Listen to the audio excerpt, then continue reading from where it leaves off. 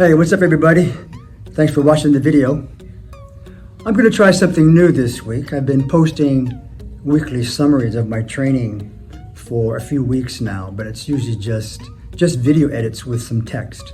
So I thought this week I'd add some commentary and kind of preface the video and talk about how my week went.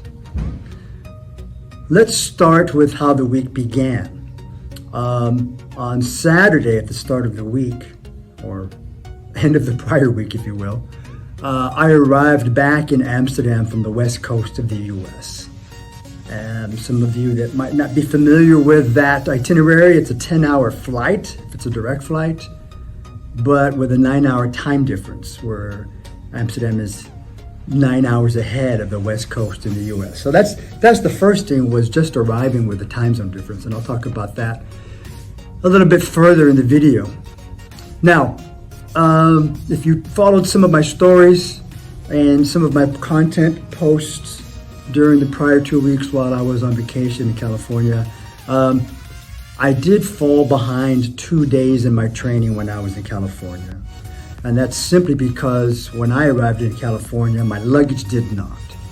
There was a luggage strike in Amsterdam, and I had to make a choice of continuing with my itinerary, going on and trying to spend as much time as possible with family in California, or wait behind and travel with my luggage. I went without my luggage, which meant all my training equipment, all my training apparel stayed behind. So I fell behind in my training 2 days immediately when I arrived in California, because it took about 2.5 days for my luggage to arrive. But I was able to jump back into my training once my luggage has arrived. I actually made up one of those training days. And so back to the beginning of this video, when I arrived in Amsterdam on Saturday, I was only 1 day behind on my training. And keep in mind, when I say 1 day behind, I am on a power building program. I'm on a hypertrophy cycle. And at the moment, my frequency is 5 trainings per week. So I was able to make up one of those 5 times during the 2 weeks and stick to 5 days, even 6 times per week while I was on vacation. All right, so back in Amsterdam now, got all my luggage with me back home, ready to jump back into training at my home gym. And I had to figure out, how am I gonna make up this 1 day of training that I'm behind?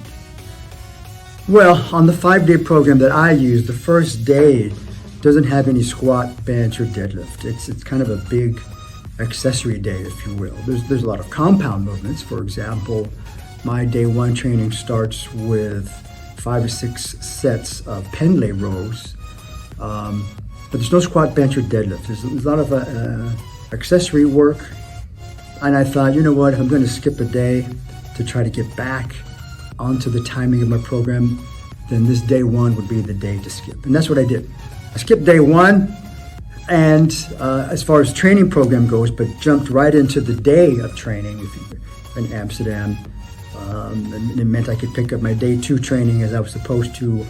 I think that was on a Monday or Tuesday.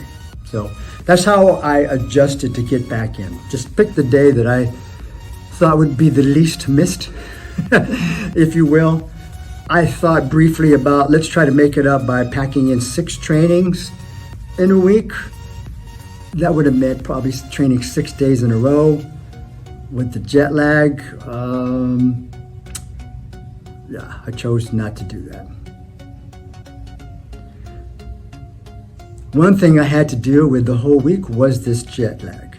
Now, as a rule of thumb, the guidance on adjusting to jet lag is that it takes about a day to adjust for every 1 hour of time difference, just your body and your body clock readjusting. I don't know if I always experienced that. There have been times earlier in my career where I was making a lot of intercontinental flights and having to deal with big time zone differences. And of course, when you do it for work, you don't have a lot of time. You don't have a week to adjust. You've got 1 or 2 days sometimes. So it's not something new to me, but I haven't done that in a long time. And certainly being awake and alert for 8 hours on a job is different than coming into the gym and training when you need to be at your physical peak and maybe because of jet lag, haven't been able to sleep well and you're tired. So I was dealing with that the whole week, just jet lag. And I tried to stick to my normal time of day that I would train. But there were days where I would schedule in to go to the gym in the morning, and I just had a rough night of sleep, or maybe very little sleep at all.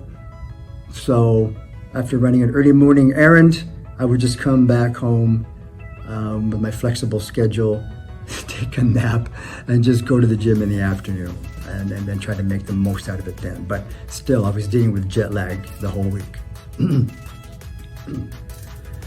Let's talk about some successes during the week. I'm on what I call a rebuild phase. I was out of the gym for a year, and not only was I out of the gym, but I was recovering from a very serious reaction or infection from COVID. I don't want to go through all through that again. If you've been watching my channel, you know something about that. So I'm in a rebuild phase, trying to rebuild my body and rebuild my strength. And I've been training since October of 2021, back in it now for about 5 months. 7 months or so. And it's going well. Every week I am able to achieve rep PRs, and that continued this week on everything that I did, all the main SBD lifts. What am I doing in bench? I'm doing Spoto press. I'm doing competition press. I'm doing dumbbell presses. Everything on the bench is going up. When it comes to squat, I'm doing 2 times a week comp style squat. Once a week comp style, once a week front squats. Both of those continue to build up week over week, and it's hitting new PRs in this rebuild phase. As for deadlifts, I sumo style once a week, and I deficit convention style once a week, and both of those are going up. So I'm really pleased with the progress. I'm also progressing on the accessory lifts. That's fine. That feels good. I'm just trying to rebuild and gain some size through hypertrophy type of training when it comes to the accessory work. But overall, everything is feeling good. I don't have any injuries. I'm able to recover adequately for each of my trainings. I don't have any part of my body which is nagging at this moment. I've had a long history with tendonitis, but none of that is bothering right now. So that's the preface for this video. Have a look. It's 5 days of training, and hope you're doing well. Wishing you the best of health and peace.